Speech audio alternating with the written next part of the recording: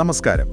theborderofamind.com എന്ന വെബ്സൈറ്റിലെ അജ്മലിന്റെ എഴുത്തുകളെക്കുറിച്ചുള്ള നമ്മുടെ സംഭാഷണ പരമ്പരയുടെ പുതിയൊരു ഭാഗത്തിലേക്ക് സ്വാഗതം. ഇന്ന് നമ്മൾ ശ്രദ്ധിക്കുന്നത് അജ്മലിന്റെ ഒരു ബ്ലോഗ് പോസ്റ്റാണ്. അതിന്റെ തലക്കെട്ട് നമ്മുടെ ഉള്ളിലെ ഭാഗങ്ങളിലേക്കുള്ള ജാലകങ്ങൾ, സ്വപ്നങ്ങൾ എന്നാണ്. രസകരമായ വിഷയമാണല്ലോ. നിങ്ങൾക്കെപ്പോഴെങ്കിലും സ്വപ്നത്തിൽ ഇങ്ങനെ പറക്കാൻ കഴിഞ്ഞിട്ടുണ്ടോ? അജ്മൽ ചോദിക്കുന്ന പോലെ ആ ഒരു അനുഭവം അതെത്ര തീവ്രമായ ഒരു യാഥാർത്ഥ്യം പോലെയാണ് നമുക്ക് ഫീൽ ചെയ്യാറല്ലേ? തീർച്ചയായും. അജ്മൽ അത് വിവരിക്കുന്നുണ്ട്. ഒരു പക്ഷിയെ പോലെ കെട്ടിടങ്ങൾക്ക് മുകളിലൂടെ പറക്കുന്നത്. എന്തൊരു ഫീലാണത്! അത്ര റിയൽ ആയിട്ട് തോന്നും. ചിലപ്പോൾ ഉണർന്നു കഴിയുമ്പോൾ ഒരു നിമിഷത്തേക്ക് അത് സ്വപ്നമായിരുന്നോ അതോ ശരിക്കും സംഭവിച്ചതാണോ എന്നൊരു കൺഫ്യൂഷൻ വരും. അതെ. എന്തുകൊണ്ടാണ് ആ സ്വപ്നത്തിലെ ഒരു തീവ്രത നമ്മളെ ഉണർന്നിരിക്കുമ്പോഴും പിന്തുടരുന്നത്? അജ്മലിന്റെ ബ്ലോഗ് ഈ ചിന്തയുടെ പുറകെ പോകുന്നുണ്ട്. ശരിയാണ്. theborderofamind.com എന്ന ആ ഒരു സ്പേസ്, അത് അജ്മൽ വർഷങ്ങളായിട്ട് കൊണ്ടു നടക്കുന്ന ഒന്നാണല്ലോ. അതെ, അദ്ദേഹത്തിന്റെ ചിന്തകൾ, പിന്നെ കല, കാഴ്ചപ്പാടുകൾ, അതൊക്കെ പങ്കുവെക്കുന്ന ഒരിടം. ഒരു ജിജ്ഞാസയും അത്ഭുതവും ഒക്കെ തേടുന്ന ഒരു ഡിജിറ്റൽ ഇടമെന്ന് പറയാം. സ്വപ്നങ്ങളെക്കുറിച്ച് പറയുമ്പോൾ അജ്മൽ വേറൊരു കാര്യം പറയുന്നുണ്ട്. എന്താണത്? സ്വപ്നത്തിനുള്ളിൽ എത്ര അസംബന്ധമായ കാര്യങ്ങൾ നടന്നാലും, ചിലപ്പോൾ നമ്മൾ പണ്ട് വളർത്തിയ പട്ടിക്കുട്ടിയുമായി ചായ കുടിക്കുന്നതാവാം, അല്ലെങ്കിൽ തൊപ്പിവെച്ച വാഴപ്പഴങ്ങളോട് സംസാരിക്കുന്നതോ മറ്റോ. അതെ, അങ്ങനെ എന്തെങ്കിലും. അതൊക്കെ ആ സമയത്ത് നമുക്ക് തികച്ചും ലോജിക്കലായിട്ട് തോന്നും. ഒരു പ്രശ്നവും ഇല്ല. അപ്പോ ഉണർന്നിരിക്കുമ്പോഴുള്ള നമ്മുടെ ഒരു യുക്തി അവിടെ പ്രവർത്തിക്കുന്നില്ല എന്നാണോ അജ്മൽ പറയുന്നത്? ഒരു തരത്തിൽ അതെ. ഉണർന്നു കഴിയുമ്പോൾ ഈ സാഹസിക യാത്രകളൊക്കെ പുക പോലെ മാഞ്ഞു പോകും. പക്ഷേ ചിലപ്പോ ഒരു ഫീലിംഗ്, അല്ലെങ്കിൽ ഒരു അവ്യക്തമായ ചിത്രം, അതുവരെ ഇല്ലാത്തൊരു പുതിയ ചിന്ത, അങ്ങനെ എന്തെങ്കിലും ബാക്കിയാവാമെന്നും അദ്ദേഹം പറയുന്നുണ്ട്. അതെ, അവിടെയാണ് പ്രധാന ചോദ്യം വരുന്നത്. അജ്മൽ ചോദിക്കുന്നത്, ഈ സ്വപ്നങ്ങൾ ഒരു പക്ഷേ നമ്മുടെ മനസ്സിന്റെ ഒരു കളിസ്ഥലം പോലെയാണോ? ഒരു പ്ലേ ഗ്രൗണ്ട്. അതെങ്ങനെ? അതായത് ഉണർന്നിരിക്കുമ്പോഴുള്ള നിയമങ്ങളോ ലോജിക്കോ ഒന്നും ബാധകമല്ലാത്ത ഒരിടം.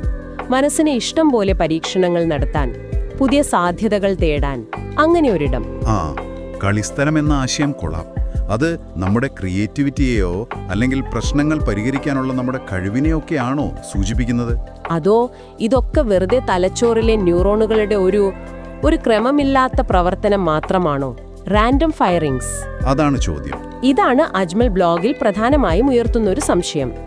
ഈ രാത്രിയിലെ യാത്രകൾ വെറും യാദൃച്ഛികമായ ബയോളജിക്കലായ ഒന്നാണോ? അതോ നമ്മള് പകൽ വെളിച്ചത്തിൽ ശ്രദ്ധിക്കാത്ത, നമ്മുടെ തന്നെ അറിയാത്ത ഭാഗങ്ങളിലേക്കുള്ള ഒരു ജാലകം, ഒരു വിൻഡോ ആണോ ഇത്? അതെ, ഈ ചിന്തകളെല്ലാം അജ്മലിന്റെ വളരെ വ്യക്തിപരമായ കാഴ്ചപ്പാടുകളാണ്. അത് അദ്ദേഹം theborderofamind എന്ന ബ്ലോഗിലൂടെയാണ് പങ്കുവെക്കുന്നത്. ശരിയാണ്. അദ്ദേഹത്തിന്റെ എഴുത്തുകൾ, കല, പിന്നെ ദൃശ്യങ്ങൾ, ഇതൊക്കെ ഈ ഒരു അന്വേഷണത്തിന്റെ ഭാഗമാണെന്ന് തോന്നുന്നു.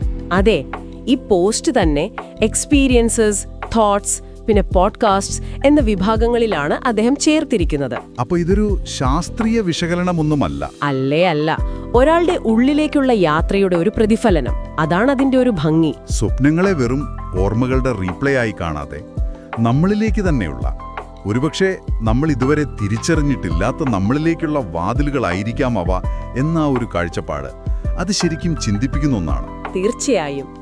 ഈ വിഷയത്തെക്കുറിച്ച് കൂടുതൽ വായിക്കാനും അജ്മലിന്റെ മറ്റു ലേഖനങ്ങൾ, അദ്ദേഹത്തിന്റെ കല, ദൃശ്യങ്ങൾ, ഇവയൊക്കെ കാണാനും താല്പര്യമുണ്ടെങ്കിൽ theborderofamind.com എന്ന വെബ്സൈറ്റ് നോക്കാവുന്നതാണ്.